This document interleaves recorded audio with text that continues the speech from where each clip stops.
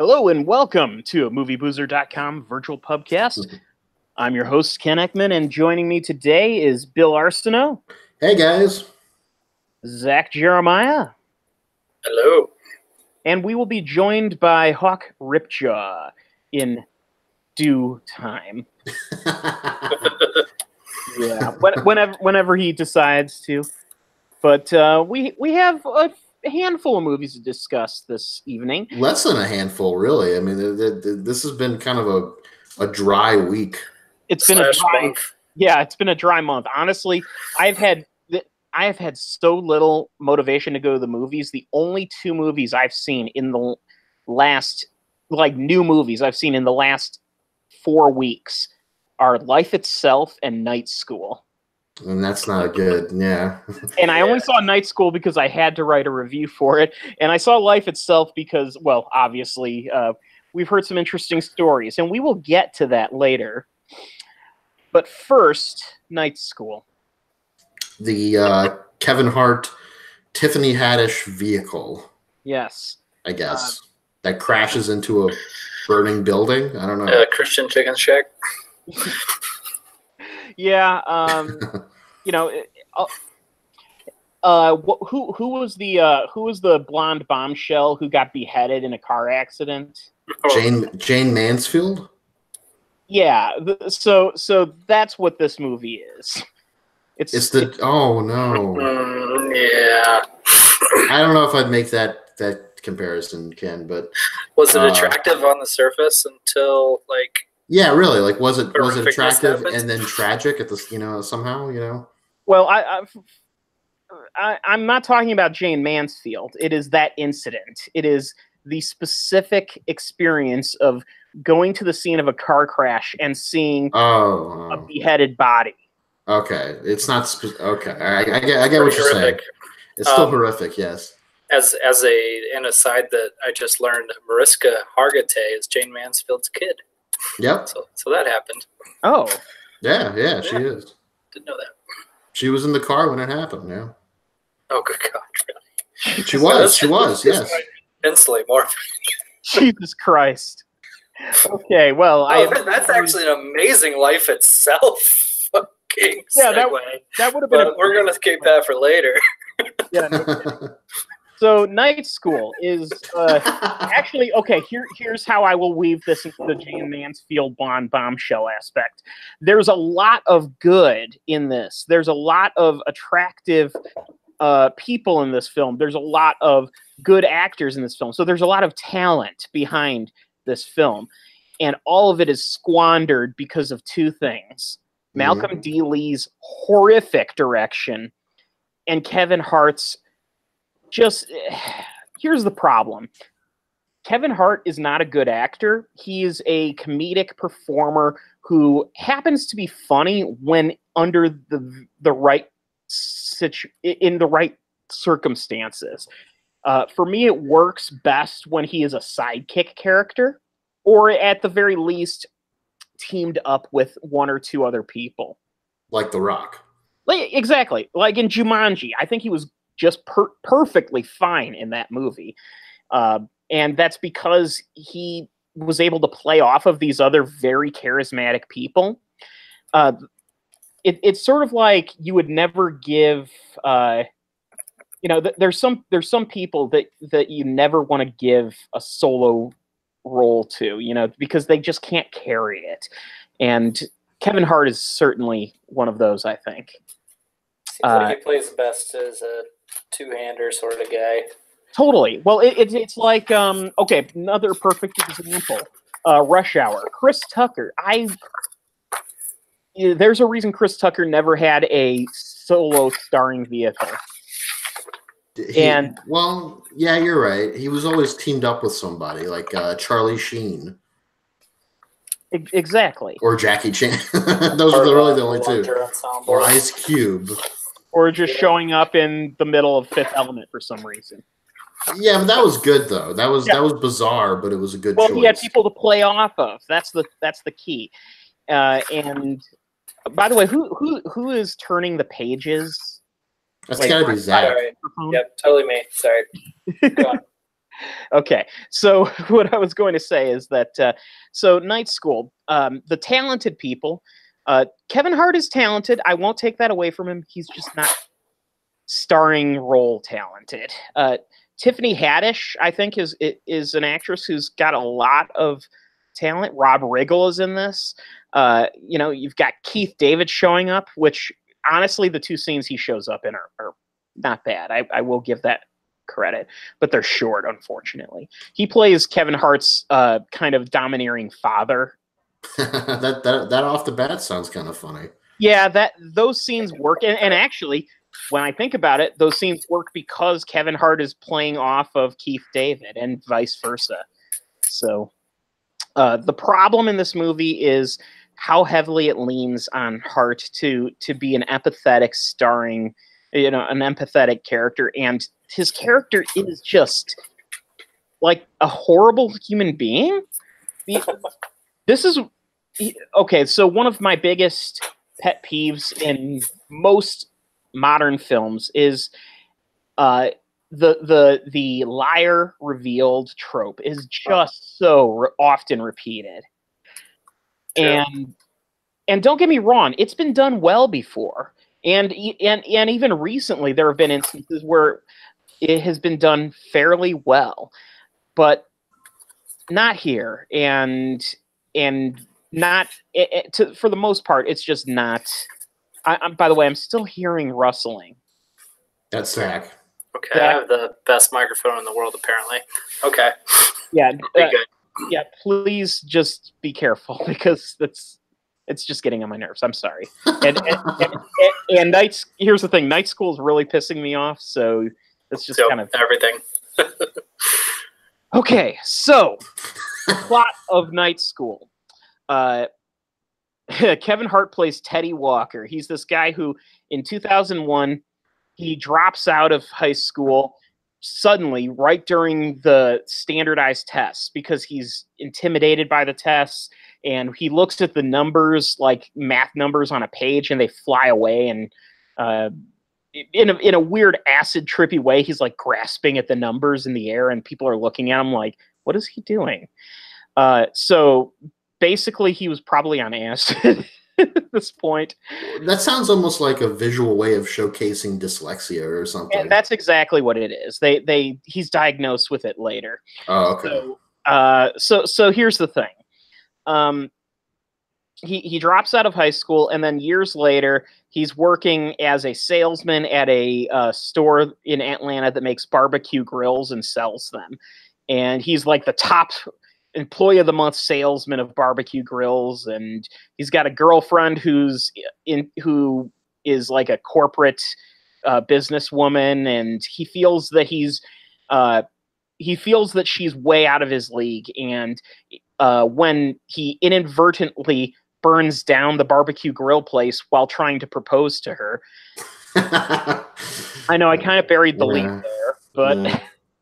In a scene that is ridiculous and stupid, but whatever. It could have worked if it wasn't this movie. But without a job, he realizes that finding any kind of reasonable work is going to be near impossible because he doesn't even have a high school diploma. And a friend of his tells him that he could get him a job at his firm, but he has to at least have a GED. Now, okay. With that said, he embarks on this mission to get a GED. Now, here's where the liar aspect comes. He doesn't tell his girlfriend this. Now, they insinuate that he and his girlfriend, now fiance, have been together for at least a few years. She doesn't know that he never had a diploma, that he never graduated high school. She doesn't know a lot of things. He's been hiding a lot of shit from her about his life, including the fact that he has trouble reading and stuff like that.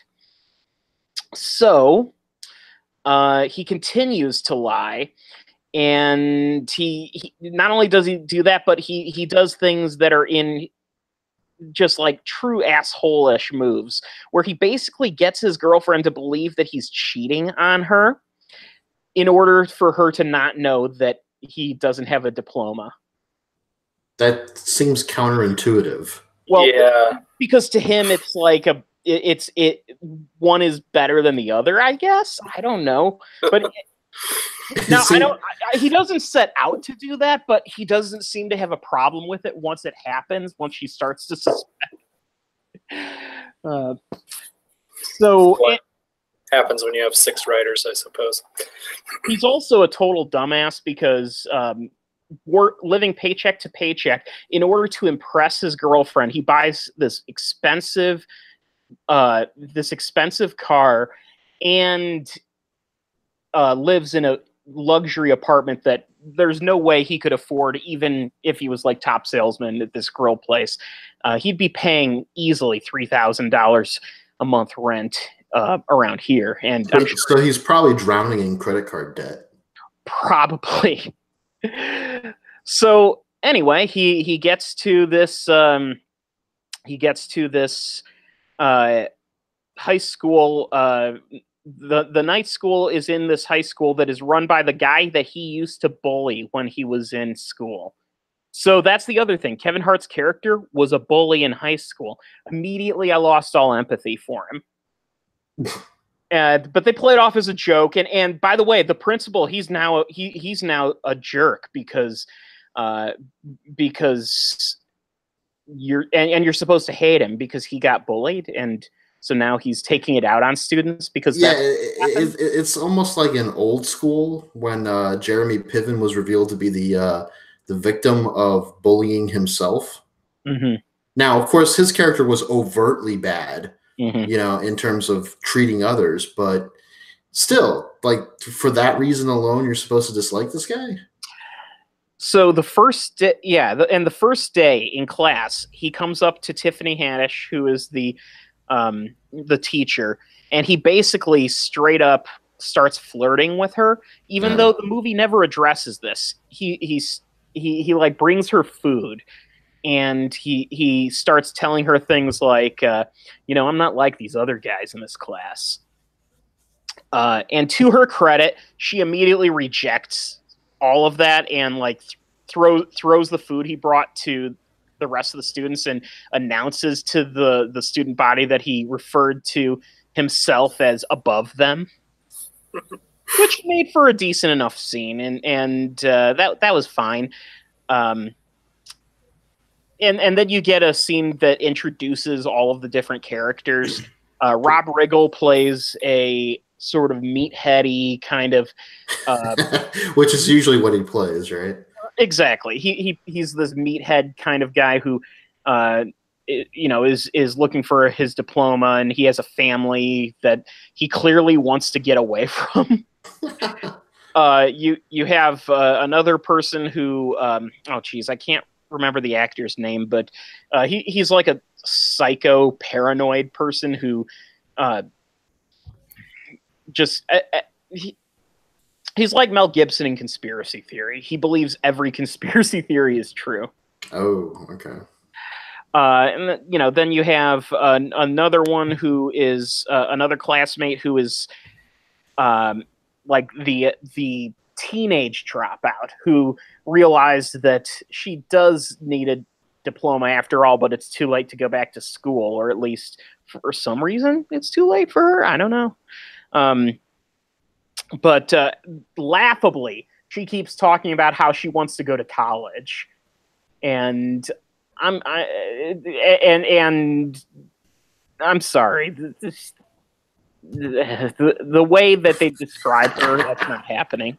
Or if she does, it's not going to be what she thinks. I think maybe you're falling into this movie's trap of thinking that underrating this girl. You know what I mean? Like, oh, she's the dumb one. She's not getting into college because she's dumb. She's not dumb. She's just a fuck up.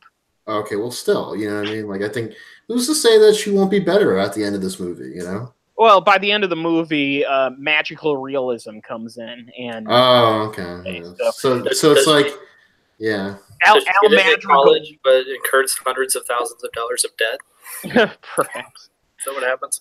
So yeah, Al Madrigal also is one of the classmates, and not only that, but there's this backstory where early in the film, Kevin Hart was in a restaurant with his girlfriend, and in an effort to avoid having to pay for the check on this date at an expensive restaurant, Yeah. he grabs his pubic hair and puts it in the That's so stupid. And Al Madrigal immediately calls him out on it and says, "You put this here. This wasn't here before." And Kevin Hart proceeds to make a stink and get him fired. So Al Madrigal just happens to also be in the same GED class as Kevin Hart. And by the way, he addresses it and then they become friends within the next couple of scenes. It's really, I would be pissed at this guy for life. Absolutely. So anyway, he sounds worse than that character from, I think it was In Living Color. He was like, "Good Lord, that's a lot of money." Yeah. Oh, and Al Madrigal, by the way, his character is wants to be a dental hygienist, and okay. Yeah, well, that's fine. I mean, also much like the other person, the chances of that, I don't know, but maybe if he's got the commitment. Yeah. Sure. The running joke with him, though, is he can't pronounce hygienist. He says hygienist. That's not funny. Yeah, I know. That's the joke. Oh, Hawk Ripjaw's joined us. You didn't notice it? I've been looking at the Wikipedia page, so I haven't been looking at the... You've been trying to remind yourself of what happens in this fucking movie. Yeah, sort of. But no, it's more like I've been trying to get the names of the characters straight. Okay, well, this movie sounds terrible. So there's not much else to tell about this movie. They try to cheat on the GED, right? Like, isn't there like in the trailer they try to steal the scores? Yeah. Yeah, that's like a 5-minute sequence that has fart jokes in it, and it's, by the way, this movie has 6 screenwriters, and it feels it because the type of comedy changes from moment to moment. It's almost as if, one moment you're dealing with like a Farrelly Brothers style gross out comedy. The next moment you're dealing with a Tyler Perry-ish, like Madea Christian overtone kind of redemption thing. And then the next moment it's like you're in a Judd Apatow movie because people are improvising left and right. So at the end, he learns to be a better person and study for the test, and he gets his GED. Mm-hmm. Yeah, and there's a running joke because he has to take the GED like 10 times to pass it. So I think doesn't she say in the trailer if he fails once, he's out? Do they say that in the trailer? Pretty sure she's like, if you don't pass this test, you are kicked out or something like that. I don't know if they say that, but that's also not like how GEDs work. Yeah, I could be wrong. You can take it as many times as you want, really. Yeah. Also, since you said a Farrelly Brothers comedy, can I just take this moment to remind everyone that movie Green Book with Mahershala Ali and Viggo Mortensen is directed by Peter Farrelly? Yeah, it's going to be the opening night film at the New Orleans Film Festival. And apparently it was like won the such and such choice here and there, whatever it was at this film festival. People's Choice in Toronto, aka the Oscar Whisperer. Yeah, that's winning the People's Choice in Toronto is generally a litmus for getting an Oscar nomination for Best Picture. So some good came out of Night School. Kind of. Yeah. Wait, what? How did you reminded of this possibly great movie coming out towards the end of the year? Yes. Wow, that's a stretch. It's a leap, but I mean, it's silver linings. Playbook. Yes. It sounds like about as much a stretch as Night School had of being entertaining. Oh. Okay, so now that you've seen Night School, do you think that my prediction that Nobody's Fool is probably better holds any sort of water? Oh God. And I never thought I'd say it. I think that Tyler Perry is an awful filmmaker, but I got to give him credit. His next movie looks better than Night School. it actually does. I think in terms of its brashness, if that's a word. Yeah. Its bravado. Its outlandishness. by default of that alone, it looks like it'll at least be consistent throughout. I have to admit, I just had to read up on it to remind myself of what this was. Okay, so this is the one with like the really annoying Tiffany Haddish. Yeah. Okay. Yeah. Okay. She's normally good, but this is like Tiffany Haddish turned up to 2,000%. Do you Tiffany Haddish when she goes into the apartment? Oh, this place is nice.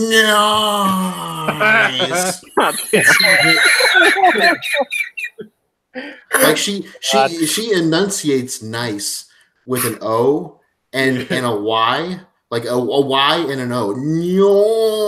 Nice. Like she's really grating. Right. Is this a Care Bear? But by the way, just reading this Wikipedia plot synopsis, it says here, Tanya is released from prison and reunites with her sister Danica, only to learn she's in an online relationship with a mysterious man who might be catfishing her. The thing is, catfishing... It's not really how it works, yeah. Well, and the whole thing about catfishing is that just kind of became like a thing recently that people started talking about. And that's been a thing for like a decade. Well, what I mean is like it's been actually catfishing technically has been around for much longer than that. But what I'm saying is like it's the word started kind of being thrown around the internet and such. It was the documentary Catfish. Yeah, and then the TV show Catfish. Yes, came out in 2010. So what I'm saying is Tyler Perry was like reading a TV guide and said, "Oh, I'll write a movie script like that." Well, but it's. I mean, in the trailer, he kind of is catfishing her because she doesn't know what he looks like. They just talk online, and he leads her to believe that they're in a relationship. Oh, by the way, porn parody title: Catfisting. Oh no! What about just Catfish? Would that work too? Yeah. But no, I mean, if I'm being totally honest, as much as I have not enjoyed any of Tyler Perry's movies, Nobody's Fool kind of is a fun concept where this crazy lady gets out of prison and takes her sister cross country to hunt down the guy who's catfishing her, maybe. Isn't that basically like that? Oh, shit. What was that movie last year? The social media girl who like goes looking. Oh, Ingrid Goes West. Yeah, that's right. Isn't this Ingrid Goes West? But I think Ingrid Goes West is she thinks that she's best friends with this. It was more like it was more about delusion, not about misunderstandings. Like she's stalking a celebrity and thinks her to be her best friend and is literally crazy. Like it's to the point where the movie's very dark. Yeah. Yeah. Nobody's Fool, I think in the trailer has a scene where she's at a wedding, Tiffany Haddish, and she eats the flowers. She eats the flowers, spits it out, whips herself around like a fucking bullfighter, and it's hard to describe, but I mean, like the whole trailer, it's her literally just being grating, and you hit the nail on the head. That's exactly what she is in this, and I think Tyler Perry maybe knows that. Like, okay, Tiffany, people like you, people like your comedy and your performances, but let's turn it up way up. Make them hate you. Make them hate you. That's my goal, is to ruin your career. Isn't that what Tyler Perry said? That's his stage directions to all of his actors, isn't it? Make them hate you. Hey, in this movie, you're an asshole. Either that or you're just fucking suck. Just do that, and we'll in 7 days we'll wrap, and we'll see you in next month when the movie comes out. I hope Tiffany Haddish, has a great career. I think she's awesome and everything, but Nobody's Fool doesn't. Maybe it seemed like a good opportunity on paper, but I think when you look at the final version, I'm willing to bet that they're going to be embarrassed. I mean, I'm probably going to go see it. Yeah, I'm probably going to go see it too, just to see what the hell is going on, and to say that line multiple times. Nice. When you see it, you've got to just shout that right as the scene happens. Just like a midnight movie. Yeah, it becomes a midnight movie. It becomes a cult hit. Oh, by the way, porn parody name, Nobody's Tool. Hey, you need to workshop that one a little bit Yeah, more. that one needs a little bit more work on it. But I like the tagline to the movie. What is it? How about no ... bodies ... tool? So, what? I don't get that one. Calm down. What? It's a porno with invisible characters, no bodies. I don't know. Whatever. I'm just trying. I know, right? Yeah, okay. I know you're trying. You're trying hard. But what's the what's the tagline to Nobody's Fool? It's, I'm actually not sure. She shows up, the place blows up, or something. Ooh, that's not good. That Everything. could be the porn parody title. She shows up, everything blows up. I think is what it's called. Yeah, there you go. There's your porn parody title right there. Yeah. She shows up, everybody blows up. Yep. No, everybody gets blown. She shows up and blows everybody. That's awful, man. That's very straight faced, very dry. There's actually, believe it or not, if we're talking about porn, there's actually a porno series in the past that it took place in a boxing ring, and it was literally just a championship series between two women, and the goal was to do that, blow everybody in the ring. Well, there was a Japanese game show where, like, Bukkake or something. No. I don't like to hear about that stuff. There was a Japanese game show where the goal was to sustain longer than anyone else. That's interesting. Yeah, but at the same time, it's still disgusting. But they did an American version where it's all the same thing, except they also have to maintain eye contact with each other. And it's Donald Trump and his daughter. Oh God. Topical. Topical, yes. Donald Trump. Right, what's the next movie? I don't know. It's one of two movies, I guess. Yeah. Next. All About something. All About Nina. Tell us about All About Nina. You want me to talk about All About Nina? Okay.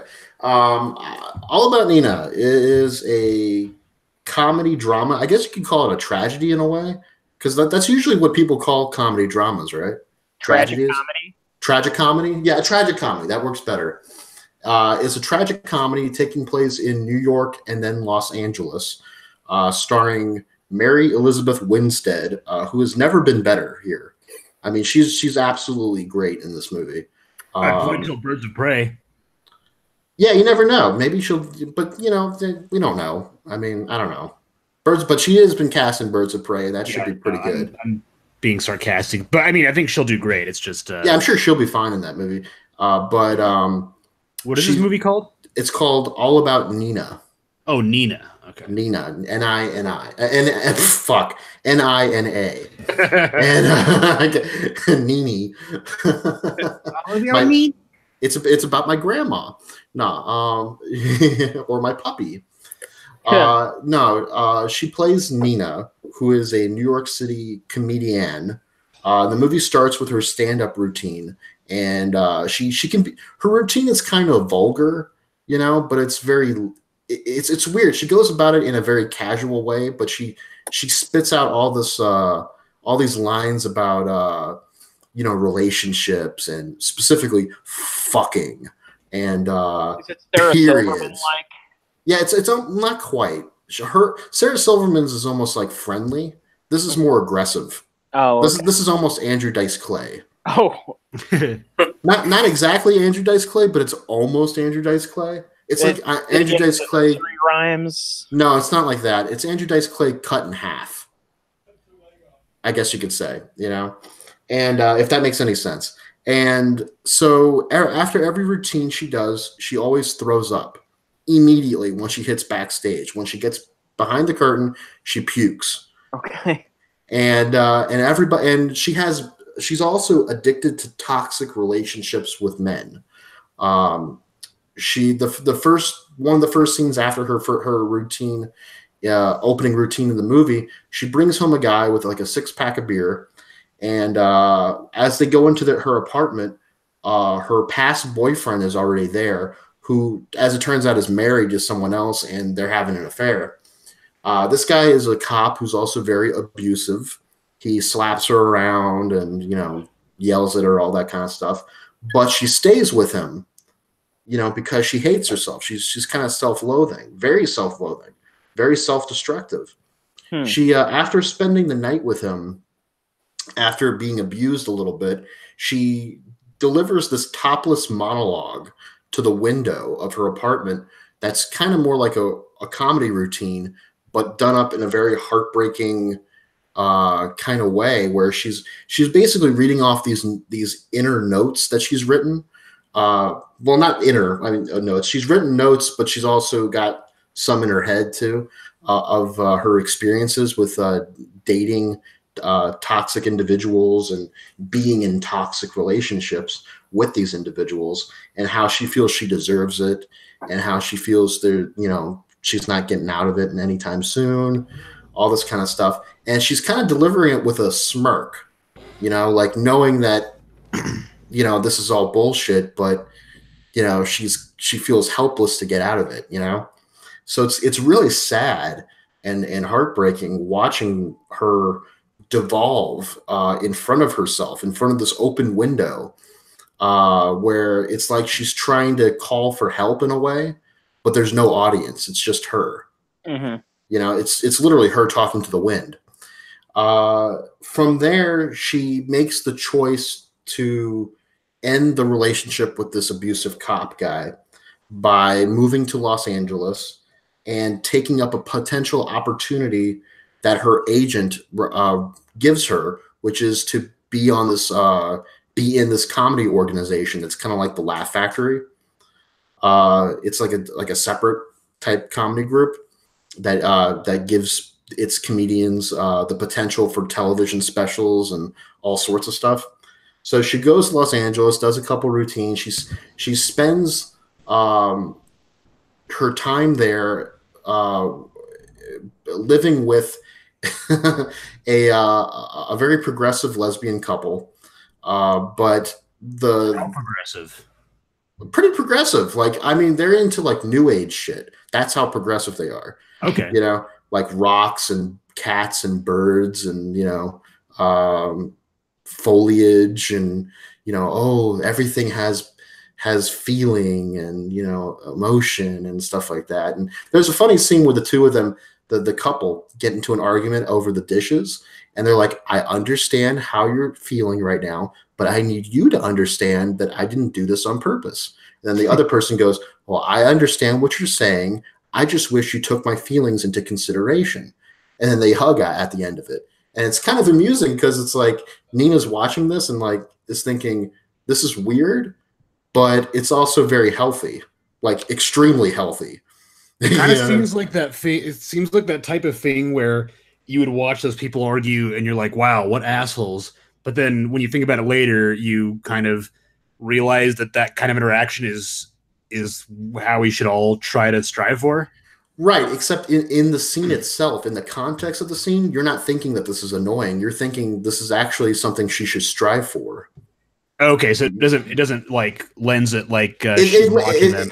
She is watching them, but it's amusing to her and it's amusing to us, but it's also not like laughable. It's like sweetly amusing. It's sweetly amusing, yes. Okay. So after she moves to Los Angeles, she meets a guy who's played by Common, the rapper. He's a little older than her, like probably about 10 years or so, and he was recently divorced, and he's looking to get back on the relationship trail and everything. And he's the exact opposite of everyone she's dated in the past. As a matter of fact, she's never dated. She's always moved on to fucking. That's her thing. She just skips that relationship step. Oh, I see. And so this is the first guy she's ever really, dated. And they have a very open and honest relationship where they say everything that's on their mind to each other. It's very candid.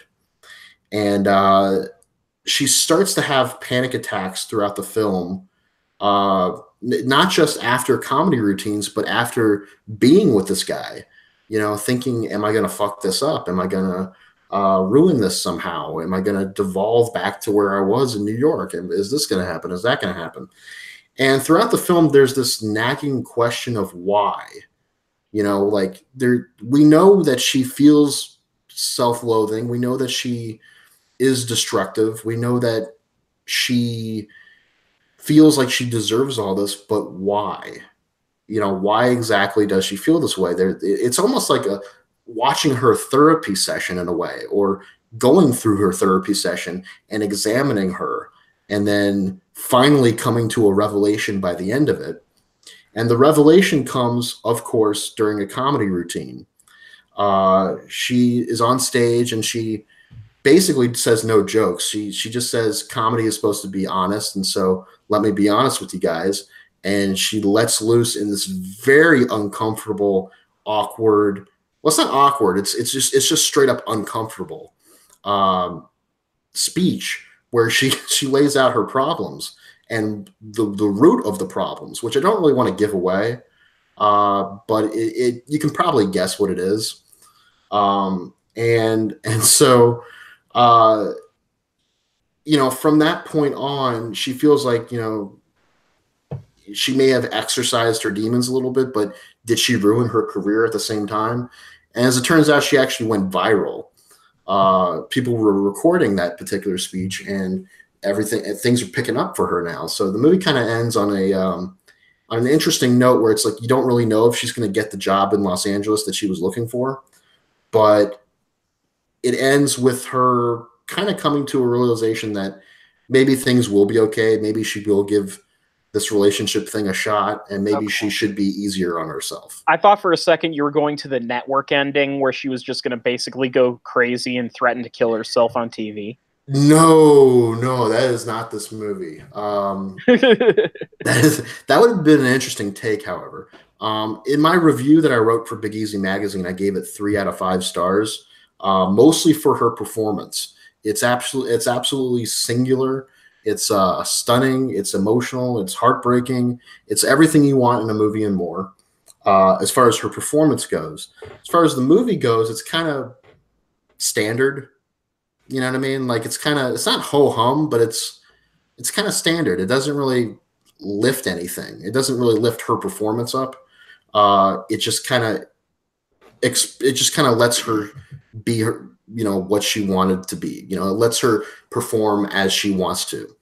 I think perhaps the director and the writer, who I think is the same person actually, was working very closely with Mary Elizabeth Winstead, and perhaps didn't have the time or the energy maybe to focus on other parts of the story. There's a little bit in there where Jay Moore shows up, and he's a comedian who wants to have sex with Mary Elizabeth Winstead. And they have a funny back and forth where it's like, she's like, fuck you. And he's like, oh yeah, you will. And she's like, oh, ha, ha, ha. It's one of those things you just got to deal with, like a guy being a dick. But at the same time, they're co-workers, essentially. They're colleagues. But they eventually do have sex. And it's almost rape. Not on his part, for her. I mean, she's practically raping him. This is after an argument she has with Common, and she's aggressively, having sex with him. And meanwhile, Jay Moore's like, "I love you," So it's like, whoa, this seems all kinds of messed up. You know what I mean? Like he thinks it's one thing, she thinks it's another thing. Then she pukes on him, and it's like, oh my god, it's just, the scene takes a couple of tumbles, but it all comes to the same. It all equals the same sum it started with, if that makes sense. Like it kind of, it's hard to explain. It's a jumbled, not a mess of a movie, but it does kind of get muddled here and there. And it's almost all completely self-centered and self-absorbed. I would argue that her character, Nina, Mary Elizabeth Winstead's character, Nina, is kind of selfish. She has reason to be, great reason to be completely focused on her and to on herself and to improve herself. But it's almost overpowering to the point where it's hard to like her. Like if she just eased up a little bit, maybe we could, be we could be friends with her. You know, we wouldn't want to. You know, we would actually want to get close to that train wreck. You know what I mean? But at the same time, it's gratifying to see her come close to a therapeutic resolution. So it's kind of a 50-50 shot, you know, this movie takes with her and with her character. But I would recommend it. It's a good watch. But don't go in thinking this is going to be like this is going to be Obvious Child or something. This is a little bit more edgier, I guess, or sharp. And I don't mean sharp like in a witty sense. I mean sharp like we're gonna cut you sense. Like I'm gonna cut your skin with this movie. So it's like more acidic. Yes, very acidic. And yeah, so if you want that out of your movie, out of Obvious Child, then go see All About Nina. It's a great performance from Winstead. She's been great in other movies, but here I think she's particularly great. I may even list her as one of my favorite performances of the year when it's time to make those decisions. But as far as the movie goes, it's kind of standard. By itself, it's kind of standard, minus a couple of really good sequences. That's mostly her performance that is making those sequences good. All right. Well, I will have to give this a look. You've piqued my interest, sir. So I tend to do that. So, speaking of piqued interest, Life Itself. That was a terrible segue. The Roger Ebert documentary. I love this movie. I will corroborate that piqued interest. At first, I didn't really care about piqued interest or about just being piqued by Life Itself until our very own Will Ashton said, "I've heard that's this year's The Book of Henrietta Winter's Tale," and then I immediately vigorously rubbed my hands together and purchased my ticket. Very much, yeah. On the Winter's Tale comparison in particular, I had to give this a look. And first of all, I'm going to say that Life Itself is exactly, it's exactly the kind of movie you would expect from that comparison. It's a mess. It doesn't know what it wants to be. It tries so hard to be a few different things. Just like Life Itself. Right, exactly. Yeah, it's all encompassing of life, itself. Yeah, this movie fucking wishes. I filled multiple notes, multiple pages of notes while I watch. Now, granted, it's a pocket-sized notebook. However, I do sometimes if I'm reading a movie, I take a notebook with me and I write notes about it while I'm watching it, just like flash in the pan thoughts so I can remember it later. I went through almost half of this pocket-sized notebook just writing about Life Itself. And this is in a dark theater, so a lot of it was illegible, but I could sort of tell what I was saying, or what I was trying to say. So by all means, go ahead. Yeah, go for it. Yeah, well, there's just like a whole bunch that we can just kind of go through together because it's just things that kind of just stuck out to me. So first of all, Zach saw this, Ken saw this, I saw this. Bill, did you see this? Nope. Okay. But I'm all for spoilers. Go okay, for it. Cool. So. The movie opens really, really gratingly. We want to talk. We were going to say Tiffany Haddish in Nobody's Fool is grating. I feel very comfortable saying that the opening to Life Itself probably outpaces Tiffany Haddish's entire performance in Nobody's Fool before having even seen that movie. This movie managed to make Samuel L. Jackson obnoxious.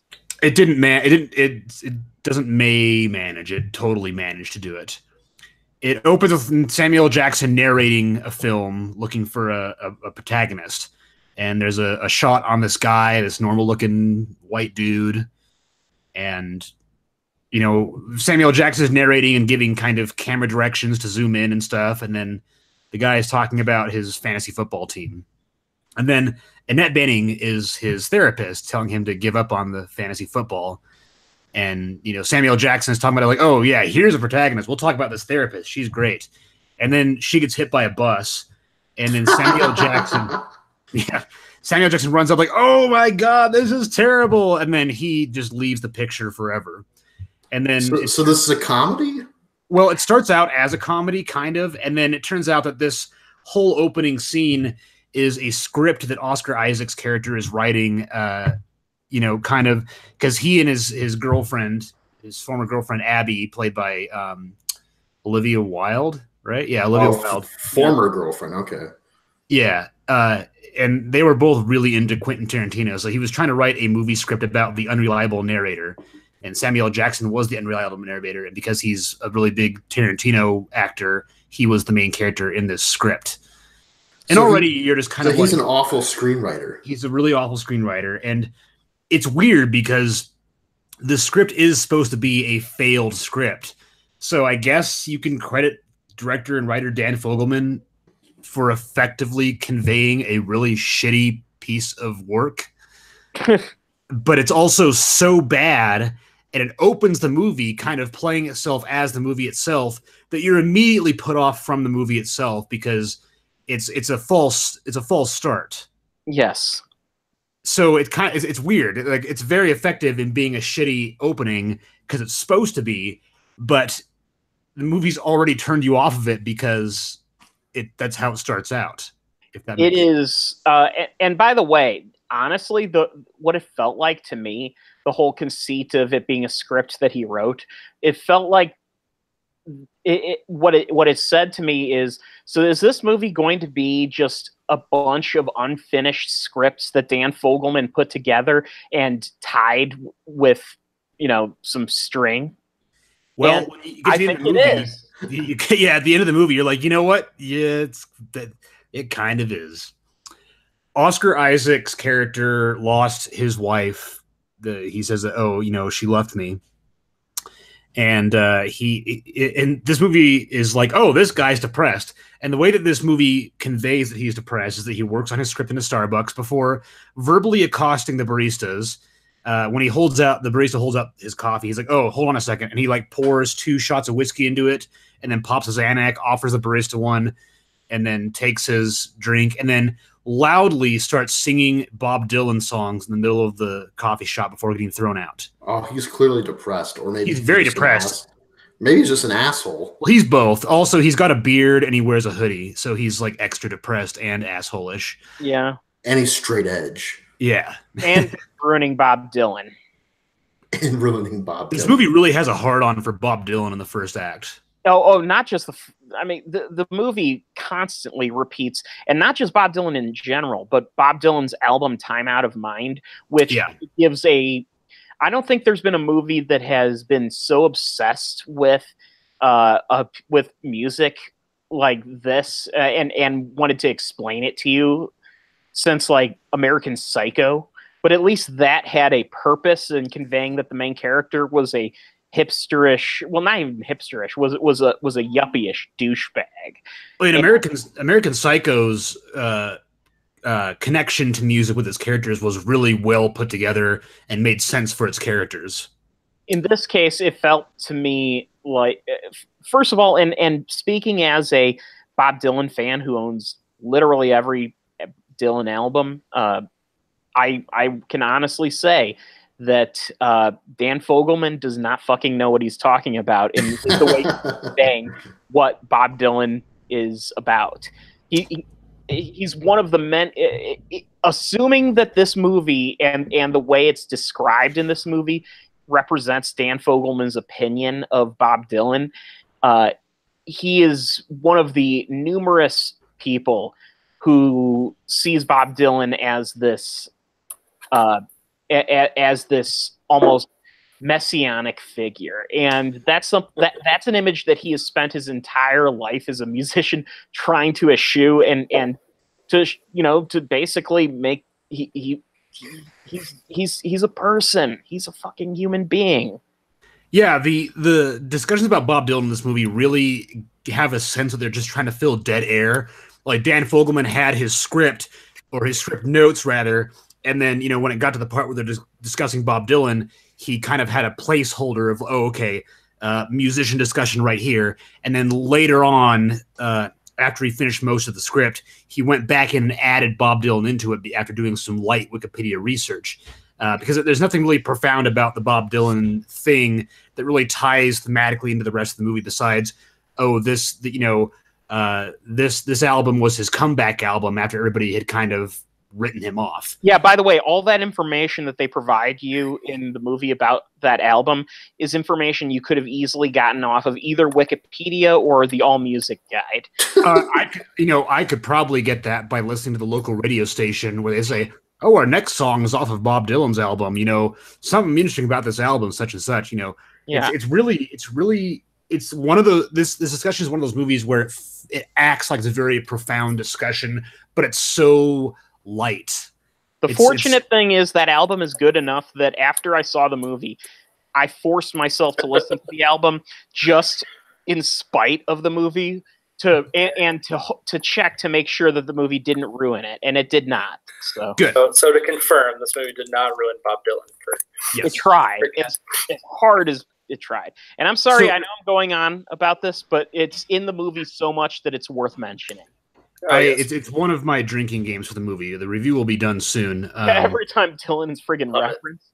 Yeah, and for every Bob Dylan reference, every Tarantino reference, those are 2 drinking games. And then there's more too. There's like 6 or 7 drinking games for this movie that I came up with. This is a that we should put a disclaimer. We should make the disclaimer in a slightly larger font on our website after this movie review comes out.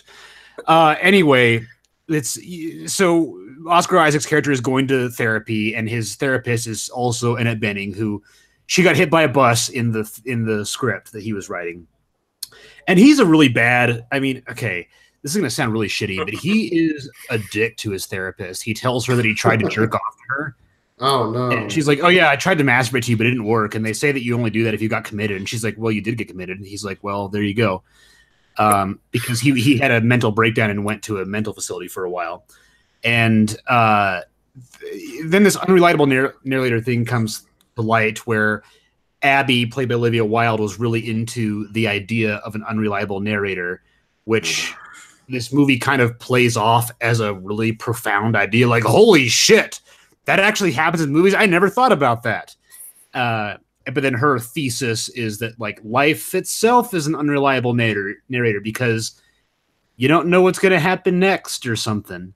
Oh god! And, like that's a big problem about this movie is that it never really comes together thematically. It kind of throws out some ideas and then it's like, you know what? I'm tired. They do even reference the fact that the paper she was writing on unreliable narrator apparently didn't work out so well. I mean, it was straight up shit. He was like, it's not a very good thesis, but I love her. Yeah. Well, the other thing that they usually like pivot to is like, and then my professor tried to sexually assault me. It's like just a dropped aside. Oh yeah. Remember that? So it was just like everything's so goddamn morbid.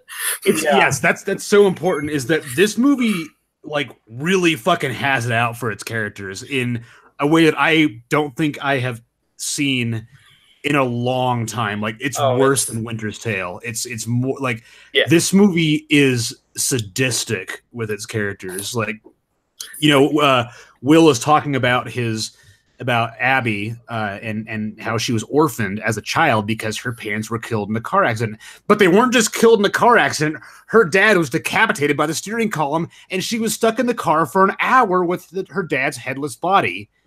And then she got adopted by her uncle who molested her. And it's like, what the fuck, movie? Like, you don't need most of these things. Why does it need? But she turned out all right. She turned out all right. I can see the Jane. She got hit by a bus. Oh God, I can see the Jane. Yes. Wait, I thought the therapist got hit by a bus. Everyone gets hit by a bus in this movie. Like, yeah. So let me say that. So the bus thing. The therapist being hit by a bus was meant to be this whole symbolic thing of Oscar Isaac basically transplanting the truth of what happened to another person. So in reality, while he's so obsessed about his wife leaving him, in reality she was killed by being hit by a bus, and he couldn't deal with it, so he concocted a whole story. But here's the thing. That's not how symbolism works. It's not. But like, here's the great thing is that at the very beginning of the movie, the therapist gets hit by a bus, and Samuel L. Jackson's like, "Oh, she's okay," and then you see blood pooling out from her head. He's like, "Oh no, she's fucked up." And so this whole opening scene where the therapist gets hit by a bus is played for comedy. And so later on in the movie, when Olivia Wilde steps out into the street, you're like, "Oh no, she's gonna get hit by a bus." But because the first time that happened was played for laughs, it's like this scene, this horribly traumatic, awful scene where somebody dies, it's kind of mirrored as a comedic setup. Yep. And then they return to it as a comedic setup later. Yeah. With another character almost gets hit by a vehicle, but is saved. I was actually shocked that they didn't kill that other character. Well, yeah, I think the movie should have just ended in a cavalcade of bus crashes. Yes. Every speaking role. Just like have every like character gets hit by a bus. It's like you see friggin' Antonio Banderas in the middle of a farm field, and then you see the camera just pan, and there's this bus barreling. And then it cuts to the author. And then she's like, and she says, "My entire family was slain by buses, but I'm me." And then like rousing music comes up, and then she gets hit by a bus. That's or rather, she's like, you know, we will end the bus terror, and then she like paints her face, and the camera pans out, and she's rallying an army to go fight the bus. But anyway, what turns into a friggin' revenge story where the bus is bearing down on her. And she has a machete, and she just like hits it, and then it hits her. Yes. So in the montage at the end of the movie where everyone's getting hit by buses, what would the song that's playing be? Oh, the Bob Dylan song, or it's like so because this is from Buffalo Dan Fogelman. This is the guy that made This Is Us. And this movie similarly kind of really hates its main characters because, like in the first season, I haven't watched This Is Us too much. I did some research, but not watched it much. It's like the middle to the end of the first season. It's like, hey, guess what?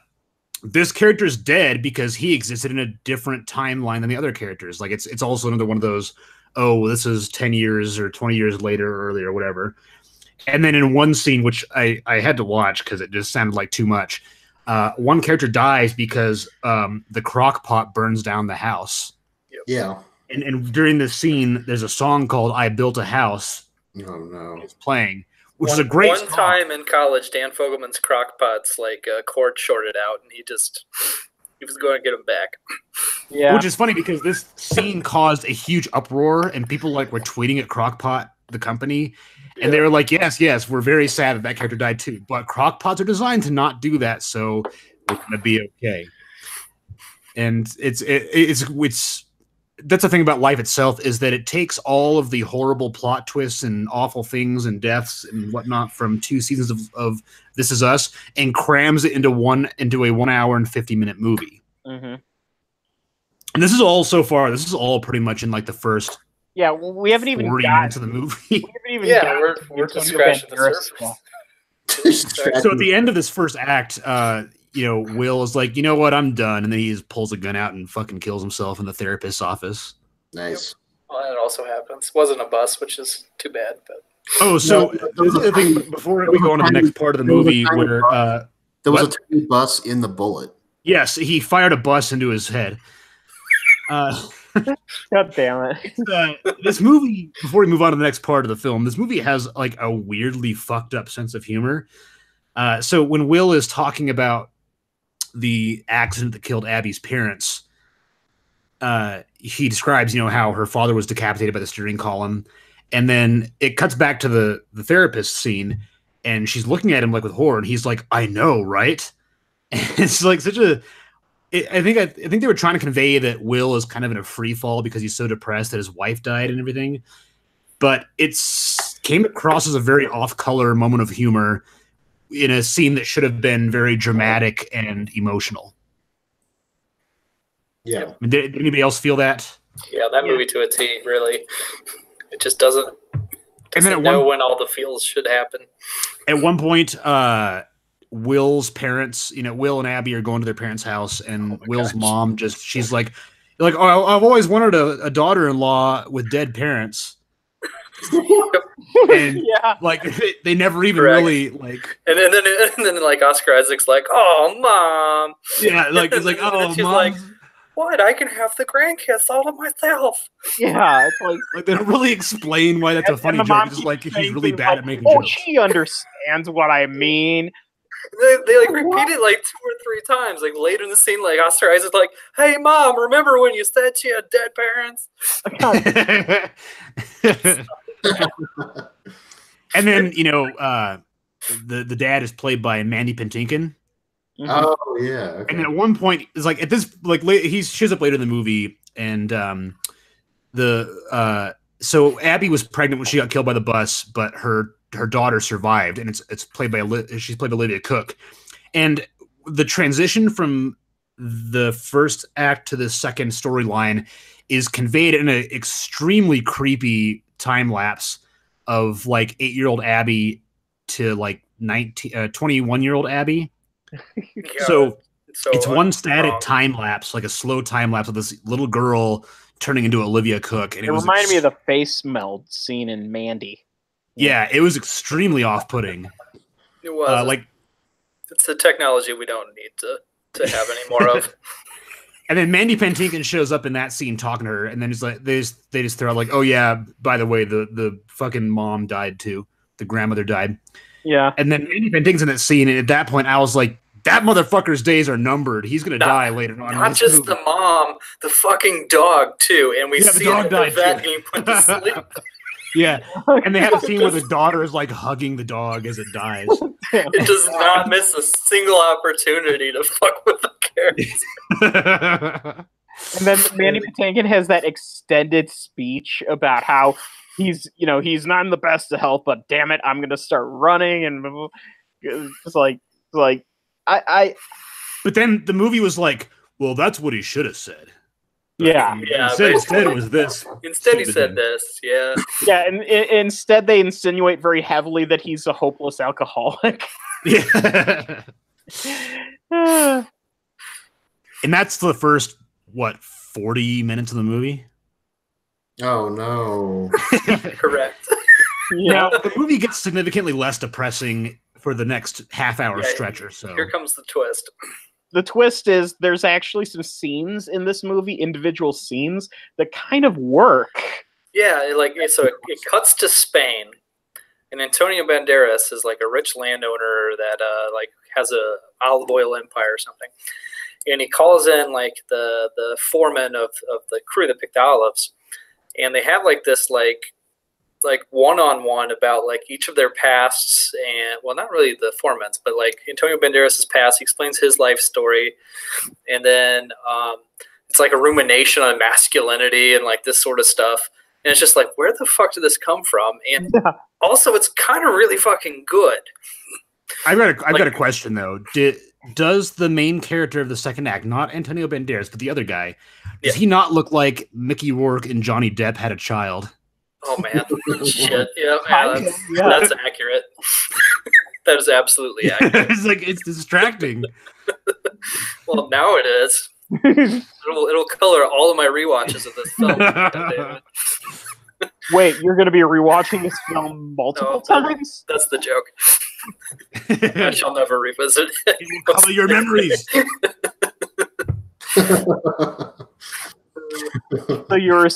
So keep going. Yeah, I mean it's really well done. It's just a two-hander. It sets up an entire like second two-hander of a scene. That's what he said to the therapist. I had a two-hander on you. Oh, good. Just a two-hander. But oh boy. And it sets up like the next segment of the film pretty well. And for a while there, in the next segment, you're like, the rest of this is going to be as good as that scene, because that scene is legitimately really fucking good. It's well done. It's just you put two good actors with some kind of chewy material and just let them go at it. And then it kind of segues to the foreman like meeting his wife, and like he like makes a deal with Antonio Banderas at the end of this conversation. That ends up allowing him to live on the property, and he's basically like running the property for Banderas. But his deal is he'll do this for him, but he's got a very like strict sense of his personal life, and like these jokes are for his men, and I don't know what it was his. He kind of runs things his way and won't get questioned about it. Exactly. I want to point because Antonio is his boss. He does not want to be friendly with his boss. He wants it to be strictly business. Exactly. I want to point something out, though. Again, how this movie really hates all of its characters. The future wife, the really nice young girl that this guy marries, the narrator, she's like, oh. She has 6 sisters and was commonly considered to be the 4th prettiest. Yeah, that's just like, why? It's like this throwaway line. It's like, all right, well... It's like, she's young and full of life and I guess ugly in comparison to the rest of her family. But not the ugliest. No, there's uglier ones, but... But she sure as hell ain't the prettiest. And that's the other thing. They've already... the fact that there are uglier ones tells me that they've created a whole tiered structure. Yeah, it's like town are all dicks. Like she runs around town singing, and the townspeople peek around their shops and their doors, and they're like, "Oh, she's number 4."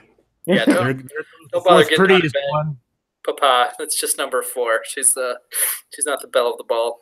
Yeah, exactly. So. Yeah, they have a kid. Mm-hmm. And then, earlier in the movie, when Olivia Wilde is killed by the bus, it's showed multiple times where there's this 4-year-old kid standing at the front of the bus, kind of like staring, like oh my god. It turns out that this is the child of this Spanish couple, and they went to New York on a vacation, and then he was playing around with the bus driver, and he wasn't paying attention, and that's why the bus killed Olivia Wilde. Yeah, so in other words, the kid indirectly caused the death of Olivia Wilde. And that traumatizes him, and he needs therapy, but the dad doesn't want to do it, so he just becomes an alcoholic instead. That's horrible.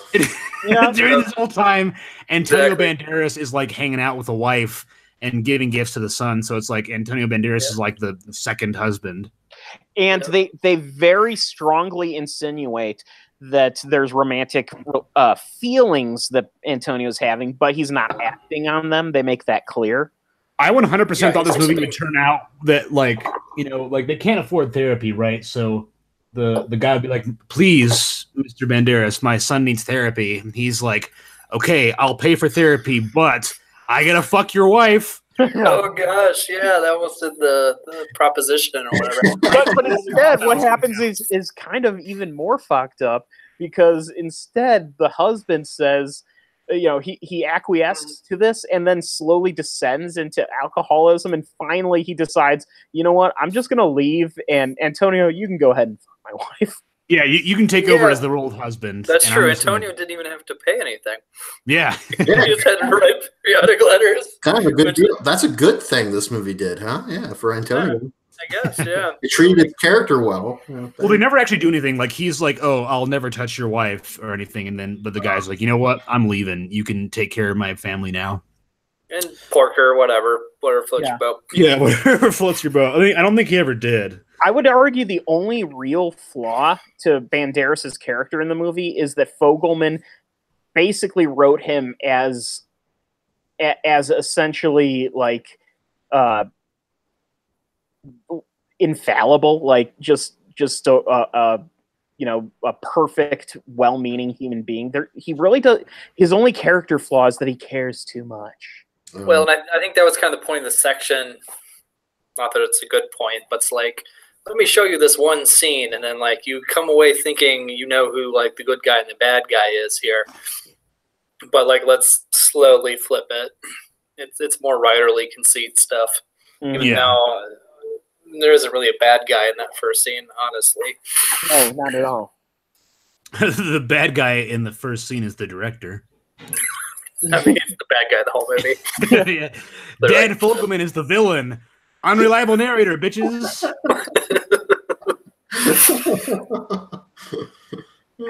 Yeah, so I honestly thought Banderas' performance in this film was awesome and might be. I honestly think it might be my favorite actual, like, the scenes that he is in might be some of the best performances I've ever seen of his. And yeah, it's very good. That's crazy to say, but yeah, he might not have been better. And he's been in some good roles before. It's just that, he has also been, thrown into a lot of action schlock. And I would say this. Have you seen The Skin I Live In? I have not seen that one. That's a good one. Very different. I think that might top this one because it's so different. I've heard good things about Tie Me. Was it Tie Me Up, Tie Me Down, or something? Oh, the Almodovar film. Yeah, that's like really young him now. It's like a whole different register. But yeah. So what really saddens me is it was an Oscar caliber performance in a film that is definitely not going to get any Oscars. Yeah. He thought he was going to, though. And that's the thing. It really felt like Banderas was trying to, start a late career kind of renaissance. Yeah.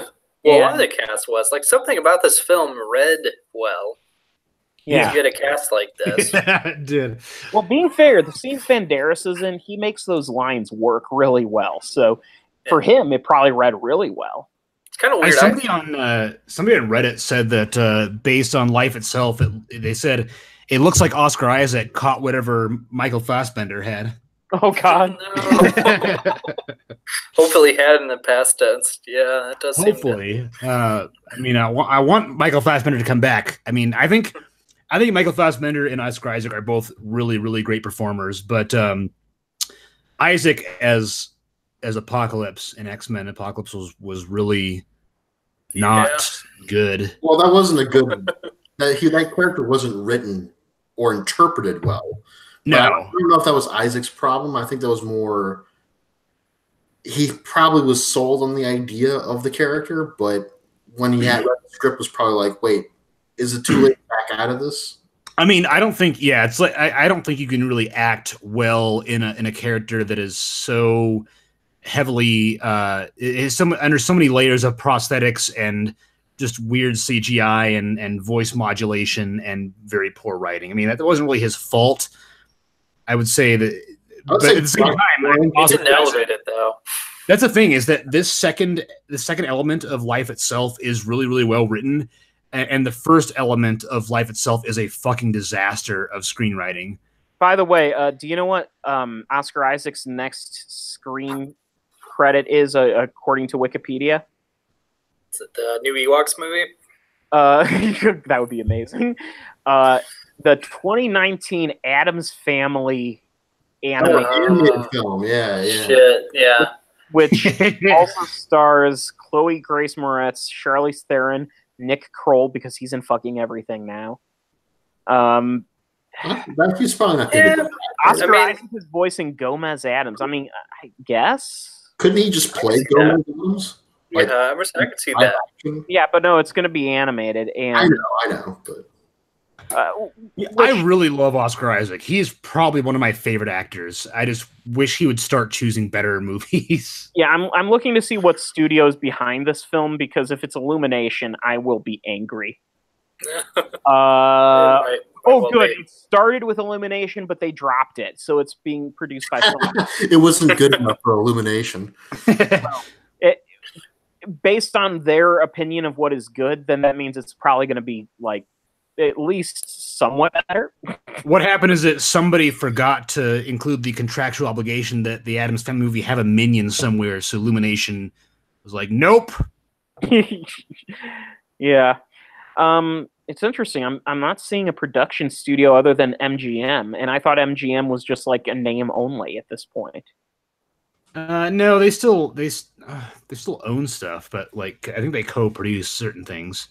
Because they have at least partial production credit for James Bond still, I think. I guess the main studio behind it. Oh man, well, The main studio behind it is the same studio that did Sausage Party. That's okay. Well, the Canadian slave labor animated. Oh yeah. Oh yeah. Shit. Whoops. Okay. So I'm not saying that they're bad animators. I'm saying that they basically. I mean, we don't want to applaud slave animators. They were exploited and underpaid. Yeah. Yeah. Or not paid at all. Yeah. Funny times. That's life itself. Yeah, that's life. God. Yeah, I mean, what else is there to say about life itself? I mean, okay, the little boy Rodrigo, 4-year-old Rodrigo, he grows up to marry Olivia Cook. So, and she conceives a child with him without ever realizing that he was indirectly responsible for murdering her mother with a bus. That's good. That's life. But he probably maybe figures it out at some point. And, somebody did mention that like a much more interesting film as a whole would be if Olivia Cook's character kind of has to come to terms with the fact that her husband did kind of cause the death of her mother. That's the thing. He's eventually going to figure it out because at some point it's going to come out that her mother died in a horrible bus accident. And then, like, he was traumatized by a horrible bus accident. Like, wow, that's weird. I was in a bus that killed a pregnant lady. That's weird. What year did your mom die? This happened in New York? Oh, and at this street corner? Oh, no. Oh, the one that my girlfriend almost got ran over on. Yeah. Yeah. Oh, boy. Oh, yeah. Rodrigo's mom gets cancer and dies. Yes. Yep. Oh, nice. Whereas I kind of wish that child actor that played Rodrigo got cancer and died, but that didn't happen, unfortunately. What if like a bus just came through the house right before the mom died of cancer? That would have been my film. That's how I would have done it. It's like, ooh, which one's gonna get her first? Photo finish. She hooked up to the chemo machine. She's like, oh man, this cancer's really killing me. And then before she could finish the sentence, she's like, everything hurts. I think Bill does have a good addition. It should bow bow bow before the bus crash. No, that's the honking of the horn. Or just do like a smash cut to the Venture Brothers end credits. So I think the only other thing really about this movie is that ostensibly, not even ostensibly, like this movie, let's see, it starts out in the present day, I think, and then it flashes back to Oscar Isaac in college, and all they do is shave him and give him another hoodie. Yeah. And then it's like years later in like the 2030s, and then years later again in like the 2070s, but there's never really any sense of time and place to anything, like to the point where if you think that Olivia Wilde got killed in a bus, killed by a bus, and she's pregnant, which means that, let's see, Rodrigo was 4, and then he would be 4 years older than Olivia Cook. But if he's in college, that means he's in his like. I'm trying to figure out like the ages of the characters in relation to each other, and then where the timelines are in this movie. And I'm probably putting more thought into it than Dan Fogelman did. Yes, I think that's very likely. The timeline's not making any sense. There's also no sense of time to the scenes. There's one throwaway line to Vermont making cigarettes illegal, but technology and society don't really adjust to fit with the time period as it gets later on until scenery or clothing or literally anything. Everything is still 2018, and I didn't even really think about how. Doesn't like the girlfriend literally have an iPhone? Yeah, I think so. Is that a retro iPhone? Is that what that is?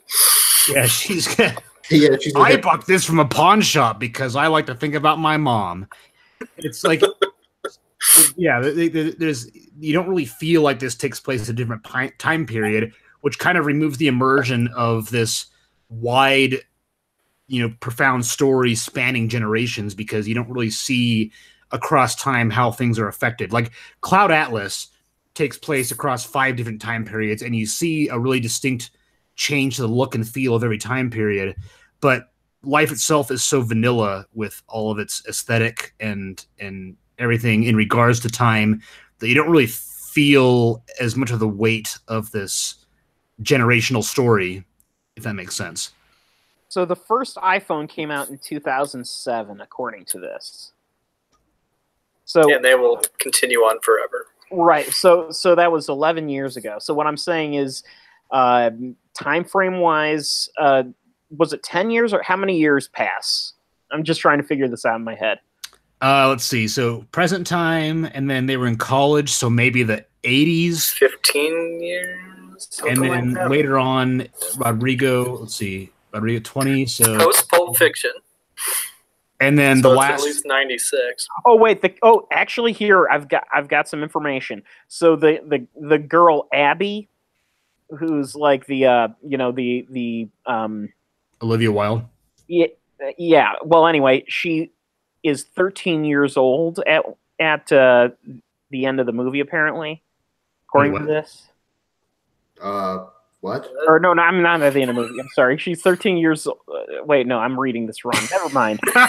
Never mind. She's 13 when her parents die. Yeah, when her parents die. I mean, all you see is her face when the car crashes. But I think they went to college in the 80s. And then present day with adult Oscar Isaac and Olivia Wilde. And then Rodrigo is 4 when adult Olivia Wilde dies. So probably he's an adult in 2030-ish, 2040-ish. And then the last scene has his daughter she's probably in her 30s or 40s, so 2070. I'm pretty sure this is how aneurysms start. Yeah, because Pulp Fiction definitely happens before they get married. So if they're in college in the 80s, they like dated for like 8 years or whatever. So what, 96? It had to be like 94 because Pulp Fiction. Okay, so yeah, we'll say 90s they were in college. But in any case, the movie's final scene takes place in probably around 2070. It's still in a fucking bookstore in New York where she's at a book signing and reading off it, and everybody's like, "Oh, I have my paper print book that I can open and leaf through because you signed it." That was the scene. Books came back after the rise of the buses. That scene was Dan Fogelman. He just got out of seeing. God damn it! I had a good joke here, and I Did I just spit take something?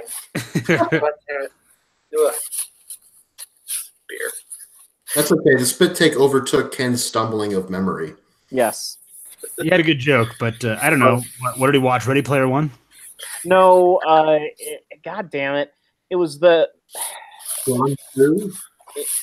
It was the movie. Actually, oddly enough, it's also a movie with an unreliable narrator. Damn it! It came out when I was. Baby's Day Out. Zach, we saw it in college. It's the movie about the girl who tells a lie about this. Tells a lie, and then the lie comes back to bite her. It takes place during World War II. What the fuck? Oh, Atonement. Atonement. God damn it. How could I not remember that? But yeah, literally the ending of Atonement is she was an author who wrote the story that you're seeing. That's true. And so what I'm saying is Dan Fogelman saw Atonement. All right, moving on. Is there anything to move on to? I think we're done, huh?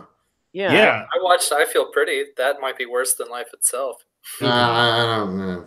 Oh, that's a bad fucking movie. It looks bad. Everyone, like, I've had a few friends who are like, "Oh, I want to see that. It has Amy Schumer, and she was hilarious in Trainwreck." I said, "You don't want to see that movie because from the writers and directors of what movie, Zach?" I don't know. Hell itself. It was like the I don't know, Sleepless in Seattle people. Valentine's Day, Never Been Kissed. Oh, if only. Martin Silverstein. He looks like a tool. No, I'm reading. How to Be Single, here. Valentine's Day. You're right. Never Been Kissed. The Vow. So it's like, just not that. Yeah, the Vow people. Yeah. Yeah, it's. I don't know who drugged and replaced Amy Schumer with the exact opposite of herself politically. And PG-13 rating. Oh, it's not a PG-13 rating. It's like it's a movie that hates women. It just hates women. Like you know what the entire conceit of it is that like. She, it's Amy Schumer. She looks fine. It's Amy Schumer. She's a big-breasted blonde in Hollywood, right? Like Amy Schumer's not having trouble getting dates. No. But she falls down and hits her head, and then she thinks she's really hot and thin, and her life gets better because she's confident. But doesn't she like buy clothes that are still the size that she was before she got hit in the head? No, don't try to think this through whatsoever. Just, it's like supposed to be a parable, I think, but there's no like parable to it. It's just very straightforward. It's with Shallow Hal, and in fact, if anything, Shallow Hal is slightly more progressive than this. Because Shallow Hal's way more progressive than this. Because like she's a magazine editor for like a Vanity Fair type thing. And she's like in a basement in Chinatown as her office next to like a troll-like IT person. And he's actually probably the only funny guy in the entire film. Anyone who lands his jokes somewhat just by being just completely desolate that he's in this movie, and it's clear. And her dream, she seems to be fairly successful. Like, yeah, it's not a good office, but like she's living in New York on her own dime, right? Her dream is to become a receptionist at the main office. And the receptionists are all pretty girls. And so she becomes a receptionist because she thinks she's a pretty girl. But she's a less pretty girl. And like that gives her the confidence to like, you know, say things, and like this big brand is trying to get like a makeup line in Target for regular women, and so she like talks about regular women, and like a very lispy and weird Michelle Williams performance is like, oh, this lady knows what it is like to be regular, unlike me, and it's so reductive and just horrific. I really recommend that you get stuck on a plane to Phoenix sometime and watch it. If I had to, what is something that I should, if I was given the choice between this and something else, what would the something else be that would force me to watch this instead? I mean, I would say a particularly high diameter, like anal insertion. Something like a pencil, you go with that. But do they show that on planes? Yeah, I mean they do that on planes these days. It's called American Airlines. I haven't flown for years, but I mean, planes are glorified fucking like compo buses. Like I used to ride in Peru at night. Like it's sad what air travel is in the United States these days. Unless Delta's okay, but United and American, good God. I also was forced to watch on American. They just had like buses. They had like TV monitors in the middle of the aisle, and you could just like look up and watch like whatever they chose for you. And I saw Life of the Party. That also was not good. Oh, damn. That was a not good movie. I don't think anybody expected that to be good. I don't know. That was atrocious. It was exactly what you thought it would be. When it comes to Melissa McCarthy movies, everybody is going to be like, "Oh, did her husband write it?" Let's not. Yep, exactly. Yep, and this is one of those. It's just Ben Falcone has clearly ridden his wife's coattails into Hollywood, and who just saw that coming? Although I will say that. Why am I spacing the movie? The last movie she was in. Well, the movie where she goes to jail and then comes back and gets a Girl Scout cookie. No, it wasn't that. There's Tammy and the boss. She has the indie movie coming out. Was like, Can You Ever Forgive Me or whatever? No, it's not that. So that's gotten excellent reviews. That looks good. Actually. That looks good, yeah. Yeah, Melissa McCarthy might get an Oscar nomination the same year she put out Life of the Party. Which means that she has a good chance of pulling a Halle Berry. Happy Time an Oscar the same year she gets a Razzie. Happy Time Murders is what Happy Time Murders. Oh, yeah. One of the best jokes in that movie is when she quits her job and she walks past cops like, "Hey, but you, I would have fucked you." And then the cop that he says that to is played by her husband. Nice. Oh, God. It's like, I know who that guy is. He's the one that can't direct or write shit. Yeah, exactly. Oh, God. Yeah, I'm buffing up my bottom 10 list in the last week. I've been crisscrossing the country on flights, and it's dire. If you ever get choices, or they just like, "Hey, here's one, fuck you." No, that's American. American's like, here's the movie, like, drool. Delta, you get to pick and choose. Okay. And I chose I Feel Pretty, so that's on me. I will. When I start watching a movie, I finish it. I will curate some really amusingly terrible movies for you if you fly Delta again, and By I the will way, give you a good flight. By the way, coming in solid. 2019, another Ben Falcone movie with Melissa McCarthy called Superintelligence. Listen to this. Carol Peters' life is turned upside down when she is selected for observation by the world's first superintelligence, a form of artificial intelligence that may or may not take over the world. Does this not sound like shit already? I just want my fucking spy sequel. Paul Feig said that there hasn't been a spy sequel because Sony didn't want it. And it's like, Sony has now cemented themselves as a company that just willfully makes poor decisions. I don't know what they're doing, if they're playing some kind of game where they do the opposite of what you want. Maybe Sony is like the world's biggest tax write-off scheme. It might be because most corporations are. Because the new Hellboy poster came out, and the tagline for the poster is "Legendary AF," and somebody posted an email. I guess Sony was initially part of Hellboy or something, or maybe this is a joke where somebody like emailed Amy Pascal of the vernacular that would attract the millennial generation to want to see the movie and what they should put on the poster. And I think it might have been a joke, but I think that it really is what Sony is doing. Is that they try to do exactly what the focus groups want, but that's just kind of like what nobody else wants. Yeah, Pascal's gone, by the way. Yeah, I know. She didn't make it. Wait, no, she's not gone though, right? She's gone from Sony. Yeah. I think she's still involved in Sony in some capacity. Yeah, maybe. Also, if you Google image search Ben Falcone, it's clear he can't close his mouth all the way. There's something wrong with this person. Anyways, maybe she is still producing some stuff. I'm looking it up right now, and let's see, occupation. It just says business executive. Is there like a current section here? Yeah, I'm on Wikipedia too. And that Sony Pictures Entertainment hack, that was glorious, wasn't it? So if you just Google Amy Pascal, the third result down is Amy Pascal on Sony ouster. I should have gotten fired much sooner. ...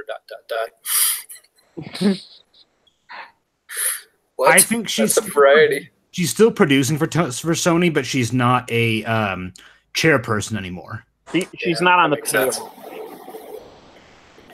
Which is like the same thing. Like it's Avi Arad, or however you say his name, is still producing the Sony movies too, which I guess is a decent segue into talking about briefly this weekend's Venom.